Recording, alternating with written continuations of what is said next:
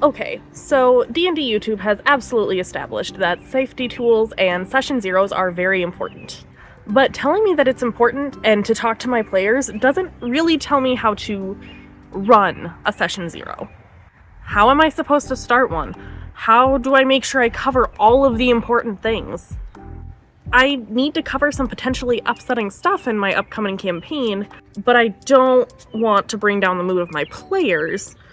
And I want to have a fun time rolling up characters and talking about plot hooks and everything at this session. That's the question that I really had when I first started being a dungeon master. I really didn't know how to run a session zero. I knew it was important, but I didn't really know how to handle it. I didn't know what to do if I accidentally missed something in the session zero, or what to do if I need to bring up something that maybe was on that trigger list, or if I need to pivot something in the book. And I think that kind of anxiety that came with that not knowing and being unsure could have been avoided. So sit back, get comfy, folks. This is Misty Steps. I'm Misty. Join me on my patio and let's talk session zero and how to run a session zero instead of just why it's important. To start with, I'm going to make a list of things that I want to make sure that I cover. I suggest starting this at least a week ahead of time if you can. That way, as you think of more things, you can add it to the list. I personally like Google Docs because I can access it from my phone, or even a Google Note that I can access from my phone to make sure I cover everything. But whatever note-taking works best for you, and that's what you should use. This list can and should be as all-encompassing as possible. It should have everything ranging from, does every other Saturday work for us to meet, to does anyone have any food allergies, to hard and soft limits, which we'll get to the details on that later, but it's important to at least make sure that you cover your bases. But basically, I'm trying to come up with a loose agenda of items to make sure that gets covered.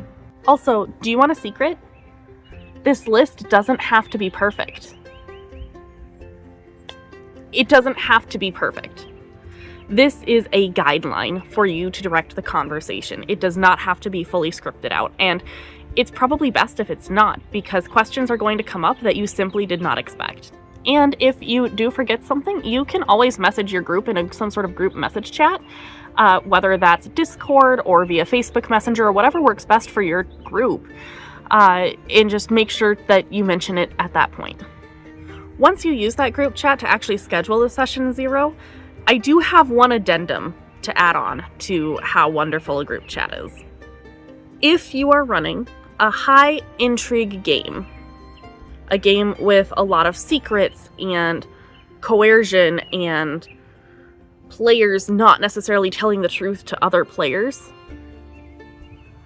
I strongly advise having a conversation about character building individually with your players outside of session zero. Because you as the DM should know your players' secrets, and you can help build them and then feed them into your plot. Because a secret is great to keep from other players, but not necessarily from the DM. I personally, when our high intrigue game started, met with all of my players individually over dinner or over brunch, and we hashed out some details together. But depending on your game style and how you guys meet, or if it's even possible for you guys to meet in person, messages back and forth suffice, or FaceTiming each other, whatever works best for your group.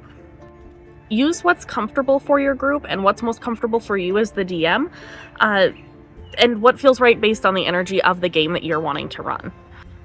But the sooner that you get those secrets, the sooner that you can bring them into the game. I do want to emphasize that that is not necessary for every single game, but based on the energy and vibes of your game, it's something to consider for sure. And speaking of energy and vibes of your game, let's talk about the harder stuff. The hard limits and soft limits, veils and lines, whatever you'd like to call them. You can probably find fairly comprehensive lists across the internet. I know that Matt Colville's MCDM has one. I know that my Curse of Strahd DM had a very comprehensive list that I kind of just tacked on to the end of for my own game, that I believe he found off of Reddit. Once you find a comprehensive list online, though, you can absolutely just add to it, tweak it, change it for your homebrew. I personally really like the Curse of Strahd one because it covered everything that my game would potentially cover, plus some additional gory things that maybe I hadn't figured out the details of, but I might use. So now I know that that's okay for me to have in there, just in case I decide to get a little adventurous.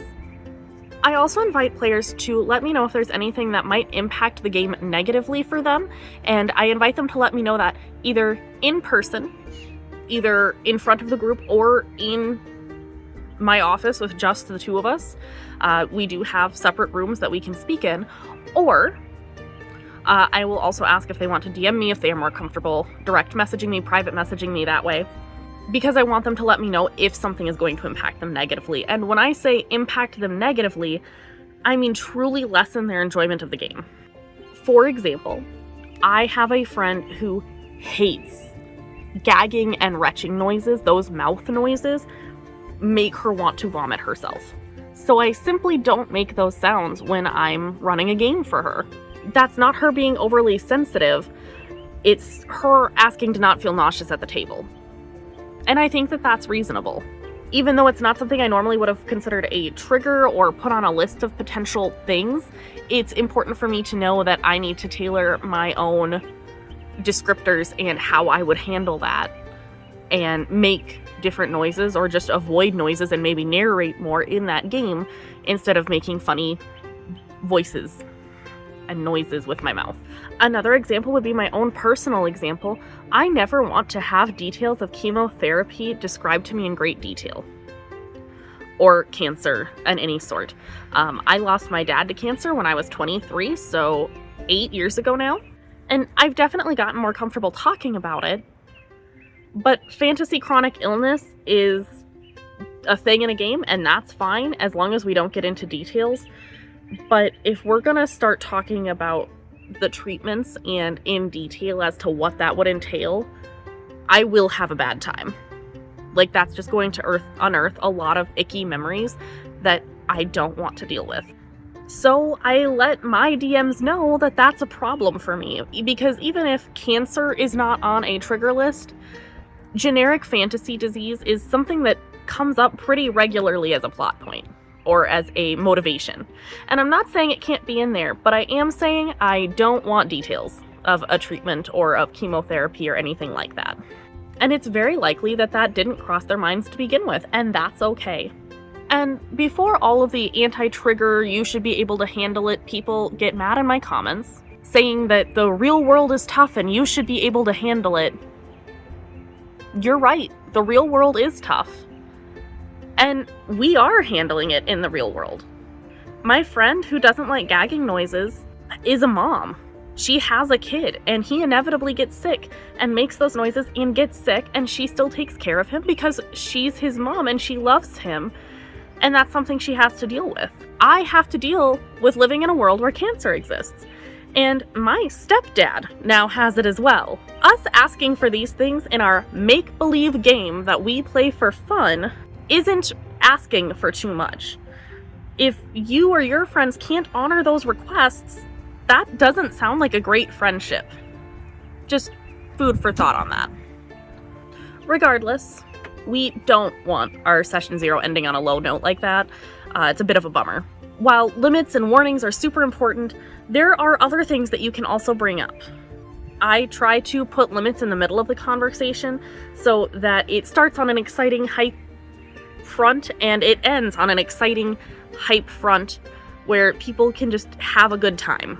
Some other important things to discuss that aren't maybe as heavy as gagging sounds and cancer is, how many levels do you see this campaign end up being? Is this a multi-year level 1 to 20 campaign, or is this a campaign that could wrap up in level, say, 3 to 8 and then we pivot to something else? What kind of game is this? Is it a high intrigue game? Is it roleplay heavy? Is it sandbox? Mystery? Horror? How are we going to handle players if they have to reschedule or they miss a session because they're sick? How about food? Is it fend for yourself, or are we doing a potluck situation every Saturday? Is there someone who can take care of the cooking if they're sent $10 on PayPal each week? You should also bring up house rules in the more physical sense of the word, such as parking on only one side of the street, or making sure to not park in your boyfriend who happens to have to work while you're DMing. House rules that are less literal, such as, do you have max crits? Do you have any special rules for death saves? What's the best way to contact everyone? Is a Discord server the best option, or should we stick with texting, Messenger? What works?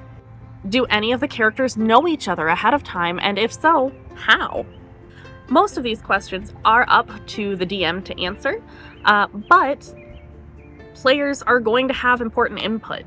An open discussion for these will be really ideal, and if you work through the general vibe at the beginning, and maybe house rules at the end, any homebrew rules you like to use, maybe you'll come up with something really cool. I know a lot of the times when my friends and I start a new campaign and we have a new DM, we'll bring forward a couple of house rules that we've tried, and if the DM likes them, sometimes we'll just try them at another table. For example, everyone gets an uncommon magic item to start with, or maybe your flanking rules are different. One last thing I like to do for my session zeros is have some sort of group craft that everyone can do. This is absolutely not necessary, but for example, my Victorian London campaign, I had everyone decorate the trinket boxes that I had gotten, so that when I handed out trinkets that are mechanically important in the game, they had somewhere to keep them. Those boxes also tracked their reputation with some little magnets, and each of the players got to decorate their own based on their character, just based on what they wanted, and it's been really fun to see how they use those boxes, and if they have mentioned, maybe between Arc 1 and Arc 2, they might want to switch them up a bit. I did also tell them ahead of time, of course, so that they could prep, and they had some ideas of their own, and any materials that they thought they might want to use as well they could bring. The main reason that I liked this is because everyone had a fun time painting and crafting and contemplating how they were going to do it, and then trying to read into other people's boxes. So one of my players had like a super spooky, lots of bones, spooky stuff on their box, and everyone else was nosy and wanted to know why. And just seeing how everyone got along, and some of these players, by the way, had not met each other, or at least not spent extended time together. I knew that they would all get along because I know my friends pretty well, but they really hadn't said more than a couple of words in passing at a couple of parties before. But it was a great way for them to sit and kind of talk, low stakes, get to know each other, and make sure that the vibes really were what they wanted. Of course, food is also a really important part of Session Zero if you want people to come around. My sessions involve me handling food for the party usually, and that's definitely not a necessity, but it does give people to hang around and get to know everyone a bit longer if you coerce them to stay longer because you happen to have a cake in the oven, or because you're making a pancake bar. Maybe everyone wants to play a few rounds of Magic after that Session Zero, or spoons. Whatever works. I hope this helped, and I hope it gave some guidance and maybe some confidence on how to run a Session Zero if you never have, and if you're looking at being a new DM. Please feel free to comment, like, subscribe, all of those things that YouTube loves to see, and I will see you next time.